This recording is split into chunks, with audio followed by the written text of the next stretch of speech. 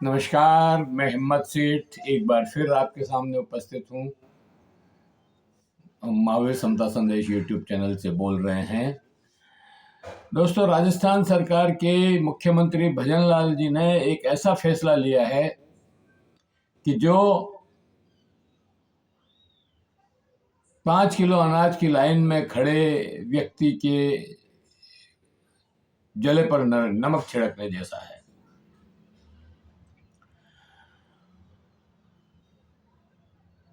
दोस्तों, राजस्थान में बहुत सारी समस्याएं हैं। स्कूल ठीक नहीं है, बिल्डिंगें गिर रही है, मेंटेनेंस के पैसे नहीं हैं, स्वास्थ्य की परेशानी है, दवाइयाँ पूरी नहीं मिल रही है, 25 लाख रुपए का जो बीमा था वो 5 लाख में कन्वर्ट कर दिया। और भजन लाल सरकार जो है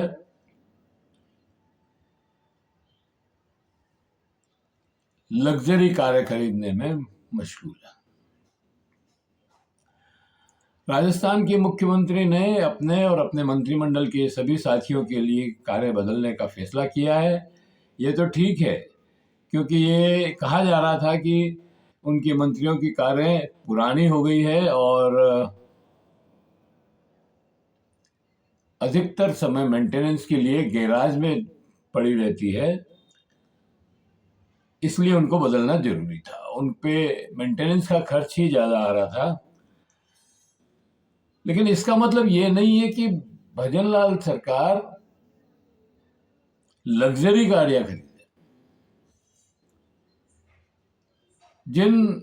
ये मंत्री और एमएलए एमपी जो भी हैं, ये जिन गरीब लोगों के जनप्रतिनिधि हैं, वो इनको ये इजाजत नहीं देते कि वो 55 लाख की एक गाड़ी में यात्रा करें, सफर करें।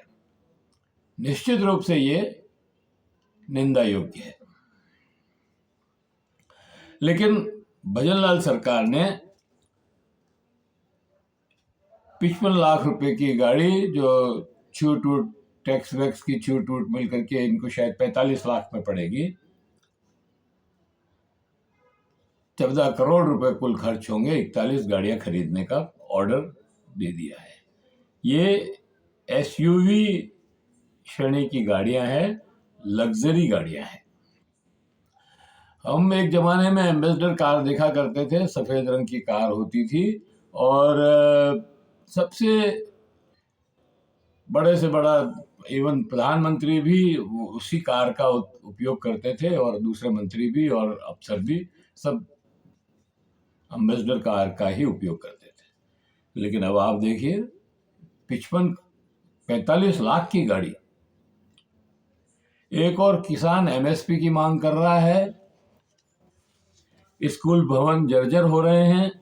हालत यह है कि उनकी मेंटेनेंस नहीं हो रही है और बच्चे डर के साए में उसमें पड़ रहे हैं।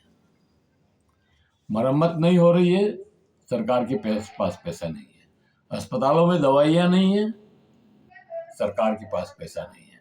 दूसरी सुविधाएं नहीं है, सड़कें टूटी है, गांव की तो छोड़ो, शहर की सड़कों पर गड्ढे पड़े हुए हैं, चलना मुश्किल है।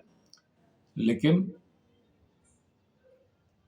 उनको ठीक कराने के लिए पैसे नहीं है सरकार के पास। 1,20,000 टीचर्स, स्कूलों में अध्यापक की पद खाली है।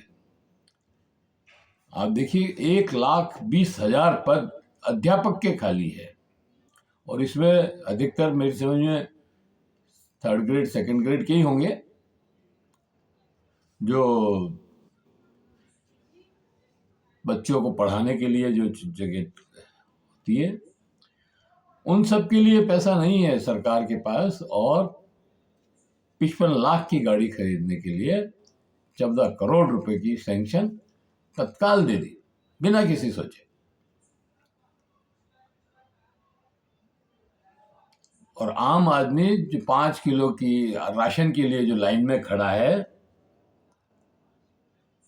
उसकी कोई चिंता नहीं है। उसके नमक पर उसके जख्म पर नमक छिड़कने का काम कर रहे हैं ये लोग। इनको कोई शर्म नहीं है इसमें, सर्व निरपेक्ष लोग हैं। मंत्री हैं, राजा रानी मंत्री हैं, तो इनको लग्जरी गाड़ियां चाहिए। गरीब जनता की कौन परवाह करता है? और राजा रानी तो कभी परवाह की नहीं आज तक। उनको अपनी मौज मस्ती चाहिए, किसी और के लिए उनका कोई लेना देना नहीं है, चाहे वो दिया कुमारी हो या और कोई। जब से ये सरकार आई है, अशोक गहलोत द्वारा की गई कामों को उलटने में लगी है। उन्होंने 19 जिले 18 जिले 19 जिले 17 जिले 19 जिले बनाए, इन्होंने उनको कम कर दिया। अब वहां पर डिमांड हो रही है कि हमारे यहाँ जिला वापस खोलो। सीकर में डिवीजन और नीमका थाना को जिला बनाओ। ये संघर्ष समिति वहां पे अभी भी काम कर रही है।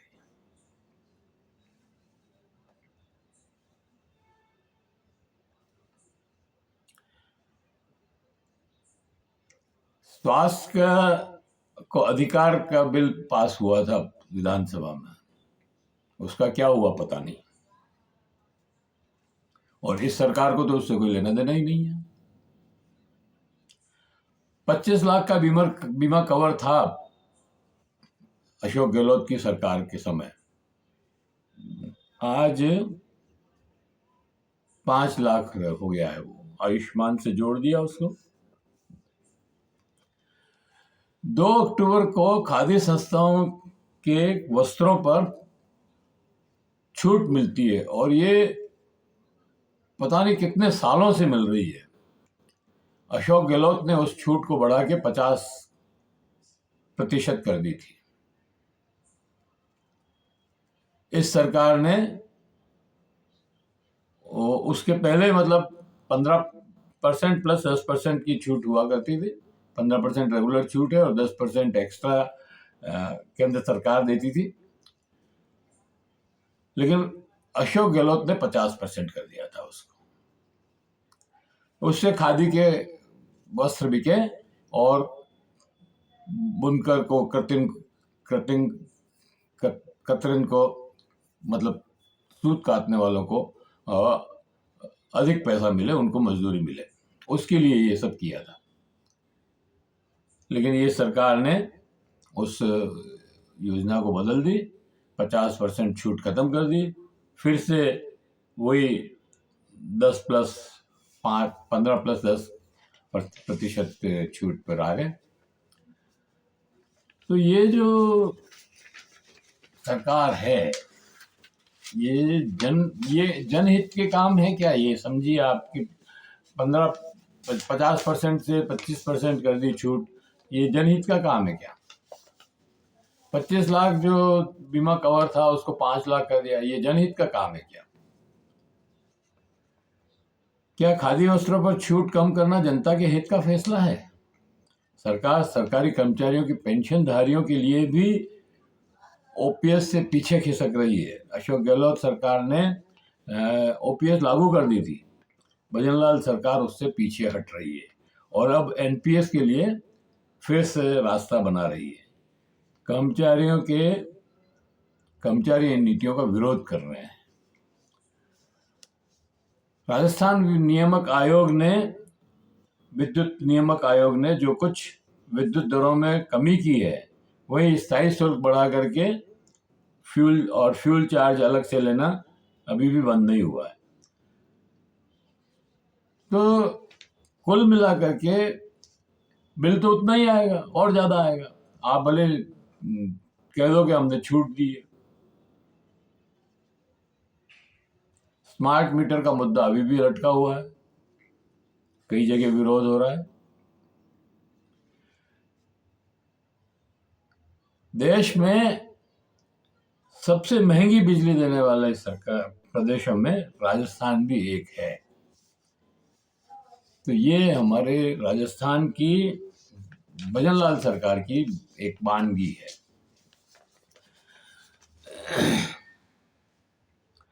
राजस्थान सूजस के चिकने कागज पर हर पेज पे मुख्यमंत्री के फोटो के साथ ये छपती है और इसमें बहुत सारी उपलब्धियां बताई गई है, लेकिन ये उपलब्धियां सब फीकी है इन सब चीजों के सामने।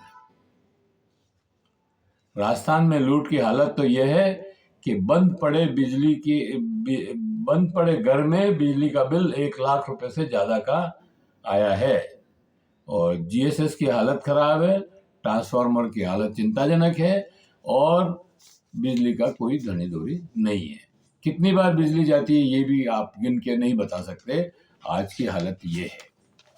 तो आप रुपये बढ़ाते जाइए, क्योंकि उपभोक्ता और कुछ कर नहीं सकता है उसके पास सिवाय इसके कि 1-2 मिनट रो लेगा कि भाई ये पैसा बढ़ गया, कहाँ से चुकाएं, ज़्यादा से ज़्यादा बिल काट देंगे आप।